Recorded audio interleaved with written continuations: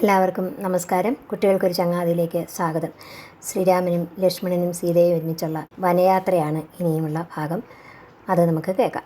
ശ്രീരാമനെയും സീതയെയും ലക്ഷ്മണനെയും ദശരഥൻ്റെ അനുസരിച്ച് സുമന്തർ തേരിൽ കയറ്റി തമസാ നദിയുടെ തീരത്തെത്തി. കൂടെ പൗരജനങ്ങളുമുണ്ട്. എല്ലാവരും കൂടെയാണ് ശ്രീരാമൻ വനവാസത്തിന് പോകാനായിട്ട് കൂടെ പോയത്. അങ്ങനെ അവർ ഒരു മരത്തിൻ്റെ ചുവട്ടിൽ വിശ്രമിക്കുമായിരുന്നു.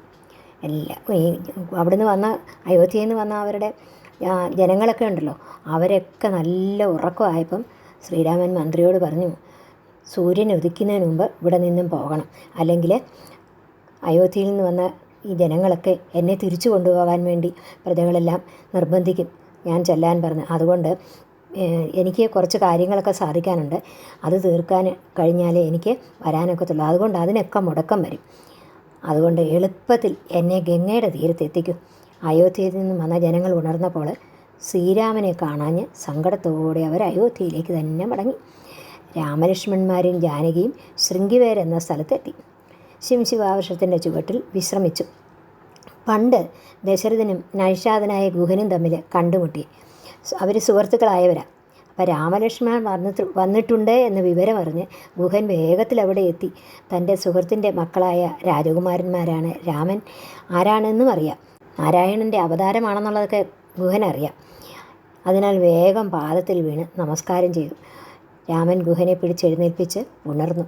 കുശലമൊക്കെ ചെയ്ത് അങ്ങനെ ഇരിക്കുമ്പോൾ ഗുഹൻ പറഞ്ഞു, ഞാനും എൻ്റെ രാജ്യവും ഇന്ന് ധന്യമായി. അങ്ങിവിടെ രാജാവായി ഞങ്ങളെയൊക്കെ പരിപാലിക്കണം. 14 വർഷം അങ്ങിവിടെ താമസിക്കുന്നു എന്ന് പറഞ്ഞില്ലേ, ഈ 14 വർഷം ഇവിടെ താമസിക്കാം. പിന്നീട് കുറേ മധുരമേറിയ പഴങ്ങളും കൊണ്ട് കാൽക്കൽ സമർപ്പിച്ചു. ഉടനെ രാമൻ പറഞ്ഞു, പ്രിയ ചങ്ങാതി, ഞാൻ പറയുന്ന വാക്കുകൾ കേൾക്കൂ. 14 വർഷം കഴിഞ്ഞ് മാത്രമേ ഞാൻ അന്യഗ്രഹത്തിൽ താമസിക്കത്തുള്ളൂ. അന്യരുടെ കൈകൊണ്ടുള്ള ഒന്നും കഴിക്കില്ല. നീ വിഷമിക്കേണ്ട, വടക്ഷീരം കൊണ്ടുവരൂ, അത് ഞാൻ സ്വീകരിക്കാം. അത് കൊണ്ടുവന്ന ഉടനെ ഗുഹൻ അത് വേഗം കൊണ്ടുവന്നു. അതുകൊണ്ട് തൻ്റെ തലമുടിയിൽ, അതൊരു മരത്തിൻ്റെ പാലാണ്, അത് തേച്ച് ആ മുടിയൊക്കെ കെട്ടിവെച്ചു. ഇങ്ങനെ മകുടം പോലെ കെട്ടി കുറച്ച് ജലം മാത്രം കുടിച്ചു. അവിടെ സീതയുമൊത്ത് ഒരു വൃക്ഷത്തിൻ്റെ താഴെ കിടന്നുറങ്ങി. ലക്ഷ്മണൻ ഗുഹനുമൊത്ത് വർത്തമാനം പറഞ്ഞു അവരെ സംരക്ഷിച്ചങ്ങനെ നിന്നു. വില്ലും അമ്പും ധരിച്ചുറങ്ങാതെ ഇരുന്നു. കാട്ടിലല്ലേ, അങ്ങനെ ഗുഹനുമായിട്ട് വർത്തമാനം പറഞ്ഞിരുന്നു. നേരം പ്രഭാതമായി. രാമൻ ഗുഹനോട് പറഞ്ഞു, ഒരു നല്ല തോണി വരുത്തി ഞങ്ങളെ അക്കരെ എത്തിക്കണമെന്ന്. ഉടൻ തന്നെ ഗുഹന് നല്ലൊരു തോണി കൊണ്ടുവന്നു.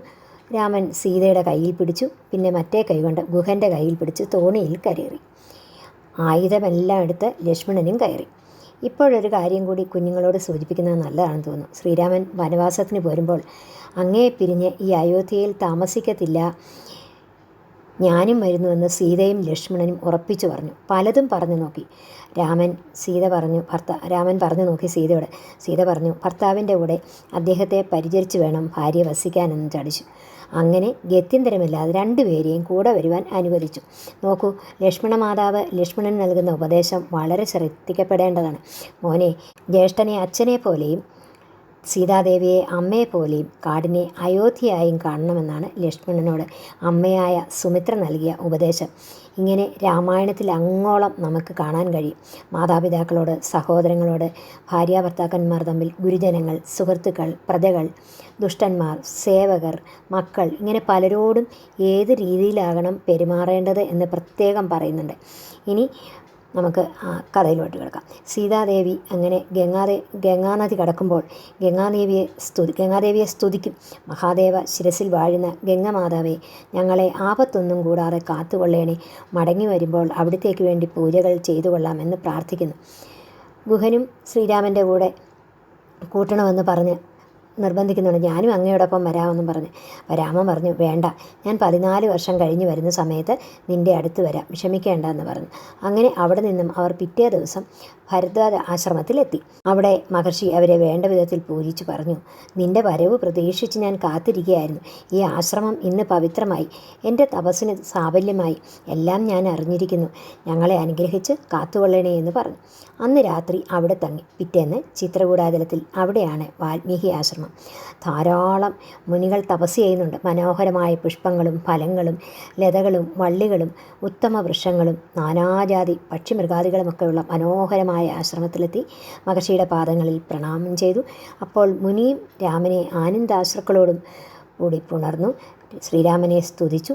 മധുരമുള്ള ഫലങ്ങളൊക്കെ മഹർഷി നിവേദിച്ചു. ശ്രീരാമൻ താൻ വന്ന കാര്യം അങ്ങേക്ക് അറിയാമെങ്കിലും ഞാൻ പറയാമെന്ന് പറഞ്ഞു. എന്നിട്ട് ചോദിച്ചു, അങ്ങേക്ക് അറിയാമല്ലോ ഇവിടെ എവിടെയാണ് സീതയോടുകൂടി താമസിക്കാൻ പറ്റിയ സ്ഥലം എന്ന് പറഞ്ഞു തന്നാലും.